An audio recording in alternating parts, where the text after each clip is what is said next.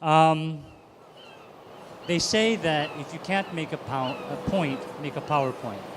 So that's what I did. I was asked to speak about ensuring transparency in the urban development or planning process. And so I'll start off with a couple of caveats, disclaimers. First is that I'm only a casual observer of urban development and planning. I claim no background or expertise in this area, especially when I'm in a room full of environmental planners. So I make no such claims about any expertise in environmental or urban planning. So my observations are really from a casual observer. And of course, because I am based in Metro Manila, most of my observations will really be based on living in Metro Manila. Not too long ago, the president told US President Obama to go to hell. And I interpreted that as an invitation to come to Metro Manila, because for many of us, Metro Manila is hell. And it's getting worse and worse as we approach Christmas. And actually, the third disclaimer I'd like to make is that my views do not reflect the views of the board, management, or staff of the PIEP. So that's all out of the way. So when I was asked to talk about urban planning and development, the first thing that came to my mind, especially being a resident of Metro Manila, is what urban planning? I mean, anybody who drives around Metro Manila who's not an urban planner will look at this city and really wonder, what is the grand design? Because there doesn't seem to be any grand design. And Metro Manila being the political and business center of the country, it should be a shining example of how cities should be developed. And when you think about the capitals of the world, whether it's London or New York or Paris or Tokyo, there does seem to be some sort of plan in those cities. With Metro Manila, unfortunately, it seems very haphazard. And again, this is coming from a casual observer, someone who drives around the city on a daily basis and has to deal with a lot of the traffic, a lot of the very incongruous, what seem to be very incongruous zoning rules of a lot of the cities, et cetera, et cetera. And so when I thought about the urban planning process, this is what comes to mind. Now, I don't know how much urban planning goes on in a lot of cities or in the MMDA or whatever, but it seems to me that if you look at the city, there's not much in terms of a grand design. I lived in New York for about almost 8 years. And when I moved back, I didn't realize that one of the things I would miss about the city of New York is Central Park. Metro Manila does not have any equivalent to Central Park. We have small little pocket parks. We have Luneta, if you want to call that a park. Makati kind of has the triangle, but not anymore. But there are no big open spaces left in this city for people to relax and enjoy urban life. And I didn't realize how much I would miss Central Park until I moved back. And I found myself, luckily for me, I live over in Quezon City near the big schools, UP, Ateneo, Miriam. And that does provide me a place to seek some recreation, whether it's the open fields of Sunken Garden or some of the fields in Ateneo, for example. At least that living in that part of the city gives me that benefit. But if you look around the city, there are no parks as you would see in Paris or in Tokyo or in London. And I think that's a real sad testament to how a city like Metro Manila is really gone out of whack. There doesn't seem to be anybody saying we need to maintain the open space, we need to have parks for people.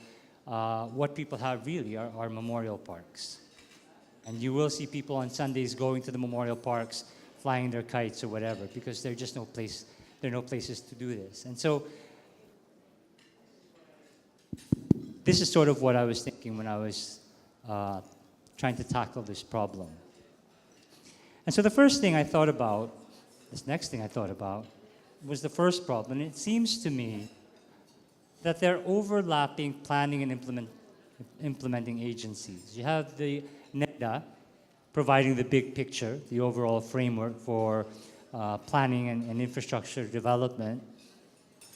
And then you have some national government agencies, such as the DPWH and Department of Transportation, and to a certain extent, other agencies like Department of Agriculture that do plan infrastructure and urban development to a certain extent. In Metro Manila, you have the MMDA, which also has a component where they are also implementing certain projects and plans that impact urban design and urban planning within the metropolitan area. And then you have the various LGUs.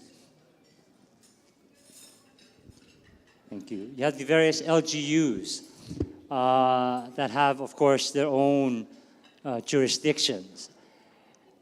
And on one hand, you have a lot of planning at these different agencies.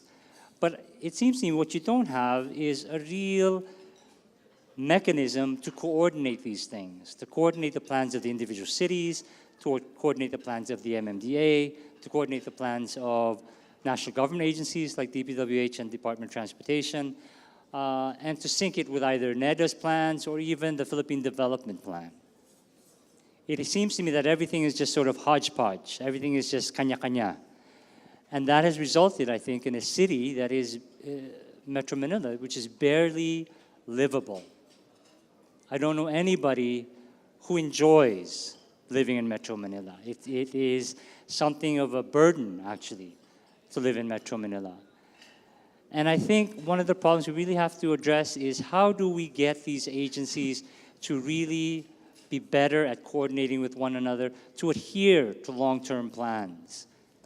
I know that there are a lot of plans out there. There are development plans that have been developed over the decades, but my understanding is none of these plans have really been adhered to because of various reasons, change in administration, politics, lack of resources, whatever. And so I think that's the first problem, is we've got to find a way to get all these different implementing agencies and planning agencies to really come together and stick to a long-term plan for urban development. I don't know, I'm not an urban planner, as I said, so I don't know if Metro Manila, if it's too late to do anything about Metro Manila, because buildings are going up left and right, flyovers, skyways. I don't know what can be done to reverse that, to stop it, or to make all those plans to a contiguous whole. But something has to be done about that. I'm going to take a little detour and focus on a very, very micro problem. So we'll take a little detour from the main discussion. And this has really got to do, again, it's my personal observation. It's from driving around the streets of Metro Manila and just, spending hours and hours in traffic thinking, how can this be done better? I have no planning background. I have no engineering background. But you don't need that kind of background to understand some of the simple solutions that we need in this city. So I'll focus on one of my favorite agencies, the MMDA. Anybody who follows me on Twitter will know that I constantly rant against the MMDA. Are there any MMDA people here? There are? Maybe, maybe not? Okay, well, if there are any, my apologies. But you know what they say. Your best friend isn't the one who tells you what you want to hear. It's the one who tells you what you need to hear. Okay, so I'll talk a little bit about, this is a mini rant. Allow me a little mini rant. So anybody who's familiar with the Katipunan area, near Ateneo Miriam, this is the northbound side, headed towards UP Town Center and Commonwealth. And there's this intersection with CP Garcia, which is known as the peripheral road of UP. And recently, the MMDA decided that the left 2 lanes are going to be for U-turns. So you can go on the opposite direction of Katipunan. And so this is basically what it looks like at that intersection as you approach it. And then they have this little sign at the barricade that says, left turn to CP Garcia or U-turn slot to Aurora. Okay? Look at that sign. It's kind of small. And so I took a look at it and I said, well, is this sign sufficient to warn motorists about the U-turn? And so what I did was I did a little research. I went to the internet and I Googled. And Google is our friend. And Google is God on the internet.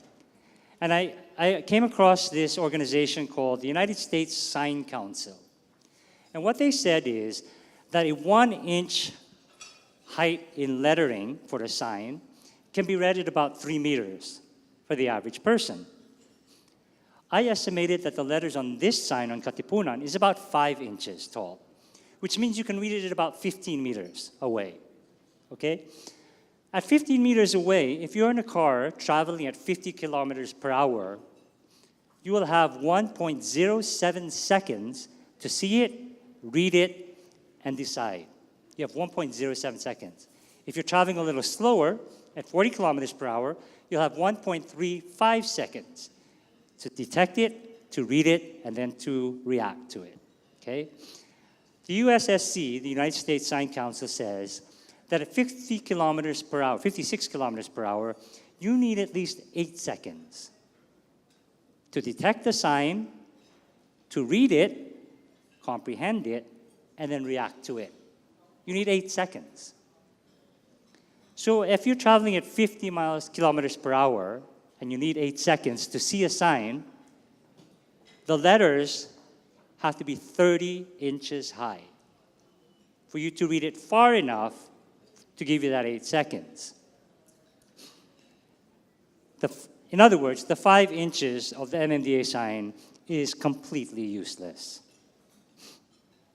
So I wrote the MMDA, and I gave him a very, very detailed description of what the problem was. And a few weeks later, I saw this. Whereas they didn't have a sign before on that overpass, they put a sign, a very big sign about the U-turn. Now, I don't know if they actually reacted to my letter or if they were really planning to put signs there. But the point of this little detour, this little rant, is to talk a bit about capacity.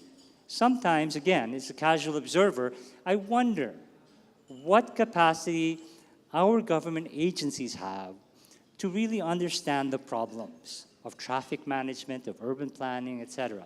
Maybe it's not a matter of capacity, maybe it's a matter of implementation, I don't know. But certainly there's something wrong with our agencies that we really need to look deeper and closer. So that's my mini rant. So the first problem, as I said, is overlapping jurisdictions, right? What I'd like to do now is to focus on what is supposed to be my area of interest. I wouldn't say expertise, but my area of interest, which is governance. And I'll focus specifically on local government units. And I didn't realize it before I arrived this afternoon that this room was going to be full of people from local government units. So I will ask for forgiveness for what I'm about to say, because it doesn't apply to all of you, but it does apply to a lot of you. And I was asked by Carmi to be controversial. Well, this is going to be my controversial part. The second problem that we face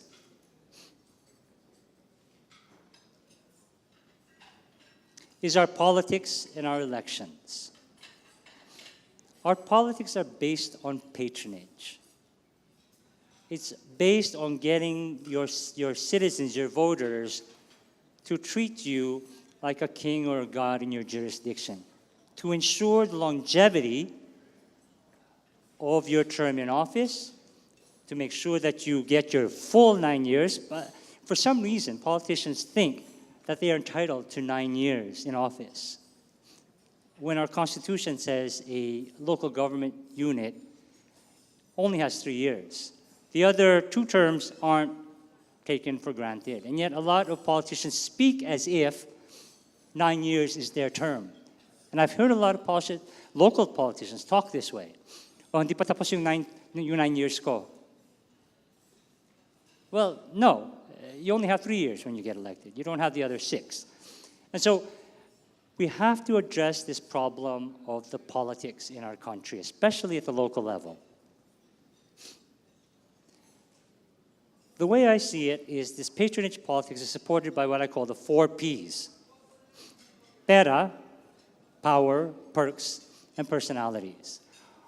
Our politics seem to revolve around these things, right? About the power that comes with the office, about the perks that come with the office, about the money that is at the disposal of those offices. And of course, heavily personality-based. And I think this is something we have to really address if we are to break free from this cycle of patronage politics. I will speak from my own personal experience. I belong to a political family. My wife's family belongs to a political family as well. And so I don't speak of this purely as an outsider. Both of those families, mine and my wife's, really control, well, mine not so much anymore, but there was a time when the Lazatins were very strong in Pampanga, and my wife's family in her home province. And it is, as I was talking to my table mate here over lunch, politics is business here. Politics is a family heirloom that you give to your wife when your 9 years is up, or your son, or your daughter, or your brother, your sister. And the game is to capture as many offices as you can. Look at the president. He's got a daughter who's mayor and his son who's vice mayor. Look at Makati. Same thing. You've got mayor, you've got congressman, you've got senator. And that story repeats itself throughout the country. In fact, in an AIM study, they said that the Congress is composed of members that are about 70% of whom belong to political clans. And there's something really wrong with that. It is the family name that gets you elected, not what you stand for, not your political party. We don't have political parties in this country. We have party organizers. Organizations that organize around politics, around elections. And some people ask me, well, should we have a multi-party system? Should we have a two-party system? I said, well, in fact, we have a two-party system. Those who are in power and those who want to be in power. Those are the two parties. Those are the two political parties in this country. So we really need to address our politics. The downside of this, the focus on elections, the focus on getting re-elected, is that what happens is we have what I call sachet-sized policymaking. Because a lot of elected officials are focused on getting elected in 3 years' time, their policies are sachet-sized, meaning single-use, disposable, just to get you to the next election. Or as I like to call it, pangtawid halalan, to get you to the next election, right? And it's a particularly cynical view of local politics, and as I understand, there are quite a number of local officials here, so excuse me, but this is the way that local politics is run many times. It's about making sure you get reelected. So you have your 9 years, and after your 9 years, you step aside for one term to give it to your wife, your daughter, your brother, your sister, your son, then you go back. And it's never ending. It's never ending. So the names that we see in local politics are the same names we saw a decade ago, 2 decades ago, 3 decades ago. And there are exceptions. Mayor we had earlier this morning. I was a board member of Galing Pook, and in Galing Pook, we give awards to LGUs. And the upside of being with Galing Pook is we get a chance to meet with a lot of local officials, and there's a lot of good out there. Unfortunately, I think they are outnumbered. But it's something that we really have to think about. This is the way that local politics is run many times. It's about making sure you get reelected. So you have your 9 years, and after your 9 years, you step aside for one term to give it to your wife, your daughter, your brother, your sister, your son, then you go back. And it's never ending. It's never ending. So the names that we see in local politics are the same names we saw a decade ago, 2 decades ago, 3 decades ago. And there are exceptions. Mayor we had earlier this morning. Was a board member of Galing Pook. And in Galing Pook, we give awards to LGUs. And the upside of being with Galing Pook is we get a chance to meet with a lot of local officials. And there's a lot of good out there. Unfortunately, I think they are outnumbered. But it's something that we really have to think about. With all of this, the pork, the power, the perks, the personalities, a lot of times it results in poor governance, many times corruption, and of course, weak institutions. And I think this is very important for us to consider when we're thinking about why we are not able to plan for the long term. Why does everything seem to be sachet-sized planning just until the next election? Why can't we have a 25-year, a 50-year integrated infrastructure development plan for this country? About 4 years ago, about 3 years ago, I was passing through Singapore on my way somewhere, and I picked up the local newspaper. And the headline of the newspaper, the Straits Times that day, was about a water treatment facility that had just come online. And in the first paragraph of that article, it said, such and such water treatment facility came online yesterday, and now Singapore is on target to meet its 2061 target. 2061. That's 50 years from now. And I said, well, maybe it's a typo. Maybe they meant 2016. But then it said the 2061 50-year target. I have not seen anybody thinking on a 50-year time horizon in this country. And we should start thinking about 50-year time horizons, not 3 years, not 6 years.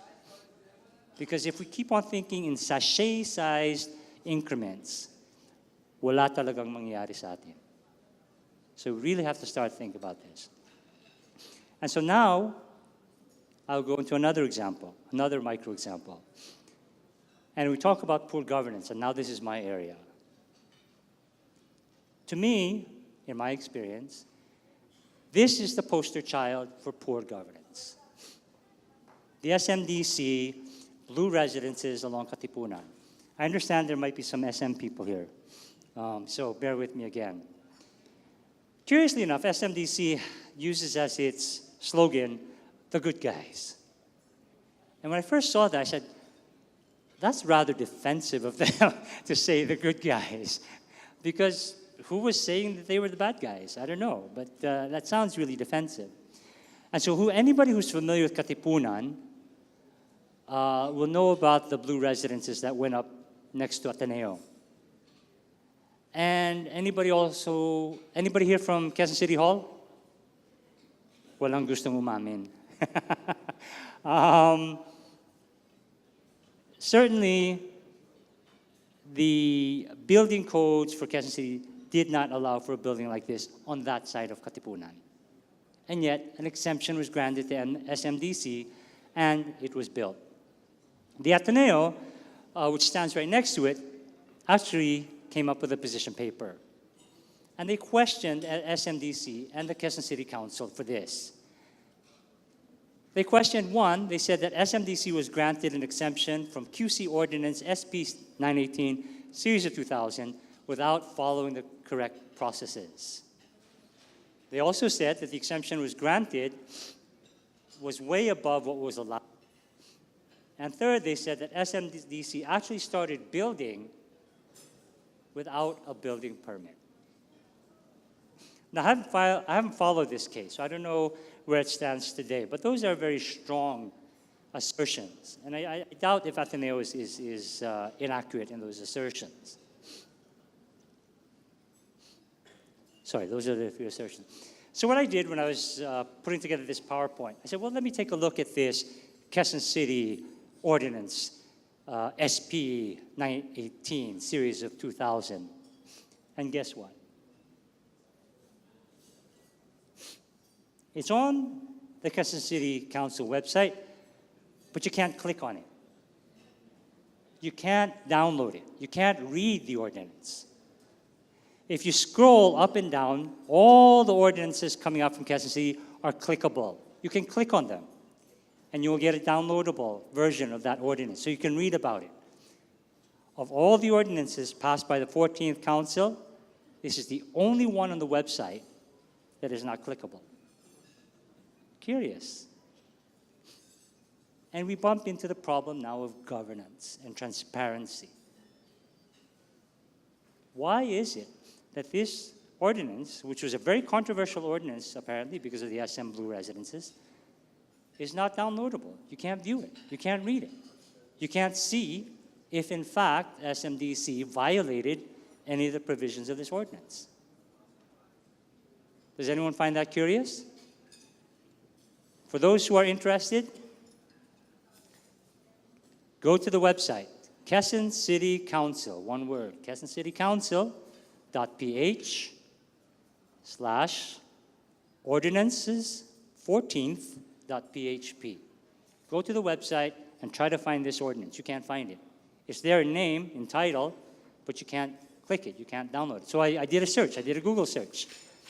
And I can download it at some other website, a third-party website, but I have to pay for it. So I don't want to pay for it. But just to show you the problems that we encounter. And this is just one problem. This is just a problem of SM Blue residences. Again, I was talking to my seatmate over lunch, and oh my God, it was like a confessional. He was pouring out to me all the problems he's encountered with local governments around the city. And that story is told over and over again. And if we really want to start addressing a lot of our problems, whether it's the ability to plan long-term, whether it's the ability to be more responsive to our citizens, we really have to address our politics. And so, what are the possible ways out? What is the possible way out? Well, first, we need to really fix our politics. One of the things that we've been working on or trying to push is political party strengthening legislation. We need real political parties in this country because they don't exist. Name me one political party. Anybody? PDP Laban? It's not a real political party. What do they stand for? Nothing. Anybody else? To be honest, the only real political party I think that exists in this country that has a clear ideology, that has a membership base, is the Communist Party. They are the only political party where you know where they stand. They want communism. They have a membership base, and they haven't shifted from that. PDP Laban, LP, NP, you name it. You cannot distinguish any of those political parties from one another. What's the difference between PDP Laban and LP except for one is in power and one is not? Ideologically, what is the difference? None. There's no difference. So we need a law that finally says we need political parties, we will need to strengthen political parties, and you cannot jump from one party to the next at a whim, okay? Second, we need to reduce the perks, para, power, personality-driven elections. That's a multifaceted problem. But we really have to reduce the perks. We have to reduce the power. Because where does the power really belong? In governance, where does the power really belong? Does it belong in City Hall? Or does it belong with the people? It belongs with the people. Third, enact anti-dynasty legislation. I don't know how popular this piece of legislation is, but we really need to enact anti-dynasty legislation. We really have to address that problem. Fourth is we really need to strengthen our system of justice. I think many of you are perhaps following the recent decision yesterday of the Supreme Court on the Marcos burial. I don't know how you feel about that or how you feel about the burial issue, but to me it really highlights a problem about our Supreme Court. The Supreme Court of today is not the Supreme Court we had 40, 50 years ago, where the Supreme Court is composed of men and women that you really look up to, that you really respect. Today, the Supreme Court, unfortunately, and if there are any lawyers here, you can back me up on this, is composed of men and women who are less than competent many times, who are less than honest many times, and who are not really considered people of integrity. And because of that, decisions at the Supreme Court can be bought and sold. A friend of mine had a conversation with Imelda Marcos. It was a serendipitous conversation. It wasn't a formal meeting or anything. She just found herself in a room alone with Imelda Marcos. This took place about 5 years ago. And Imelda Marcos, in her grand style, talked about whatever, right? The cosmos, the stars, whatever. But in her conversation with my friend, she admitted that she paid a Supreme Court member 20 million pesos at the time for a decision that they needed for the Marcoses. And she was very casual about this admission. And although Imelda is arguably in right mind or insane, who knows, but I would think that if Imelda said this, it's probably true that she paid someone or a few judges, a few justices on the Supreme Court, some amount of money so that a decision could be made in their favor. And true enough, if you look at the records, there was that decision that was in the Marcos' favor. And so we really have to start improving the system of justice in this country. So it's not only the Supreme Court, but it's everything else. And with that also comes other institutions. We need to strengthen the ombudsman, for example, to really go after corrupt officials. The current ombudsman, she's doing a good job, I think, but they need more powers. Going back to the Supreme Court, I don't know how many of you know this, but the current president will appoint 10 new justices to the Supreme Court in the next 3 years. That's 2/3 of a 15-person court. Within 3 years, 10 justices will be appointed by a single president. That's a very dangerous thing, whoever the president is. And so we have to guard against these kinds of things. And the other way we need to strengthen our politics or find our way out is really working on the citizen side. I think all of us have to become better citizens. A lot of us fall into our daily grinds, dealing with the family, the traffic, Christmas season, work, whatever. And we feel we don't have time to think about the bigger issues of this country, about governance, about our politicians, about our mayors, about our congressmen. How many people here have ever written a letter to their mayor or to their congressman or to any public official for a concern of theirs? How many? Wala, ako lang yata eh. I've written congressmen, I've written mayors, because I think it's my duty as a citizen to do that, to make them know what I'm thinking, what I want. And so this is something very simple that we should all be doing, right? So we have to work with our citizens, make them more engaged with what's going on, both at the local level and the national level. Maybe the national level is a little far off for many people, but at least at the local level. What is your congressman doing? How is he or she voting? Is he or she voting the way you think they should be voting? Are they really representing you? Or are they just representing their personal and family interests? So this is the thing that I think we really need to start doing better and better. And I think if we have a better electorate, then we can have better outcomes in our elections. To elect people who are more responsive to what we need and what we want, who don't think in sachet sizes, but think long-term, and don't really care about getting reelected, but just want to do the best job they can for the next 3 years, or 6 years if they're national level politicians. But we really need to get politicians and public servants to really start thinking long term.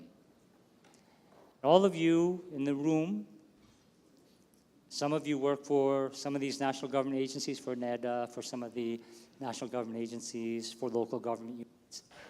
You are in a unique position to be influential in your own spheres, to think about, well, what can I do? How can I influence this process? How can I make it better? How can I institutionalize the change that needs to be done?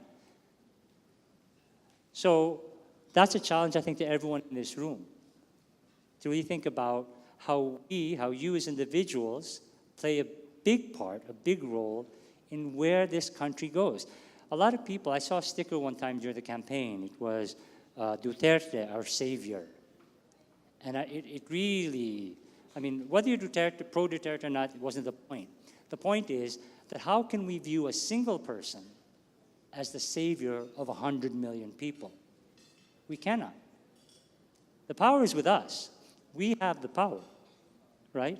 In our own spheres, especially if you're in the public sphere, at home, in church, in school, wherever you are, to really make a difference. And so, once in a while, we need to lift our noses up from the grindstone and look around us and ask ourselves, do we like where we are? Do we like where we are going? And if you don't, if the answer is no to either of those questions, then it is up to you to try to intervene and make a difference in your own spheres of influence. So I think my time is up, and I think my time for ranting and raving is over. Thank you.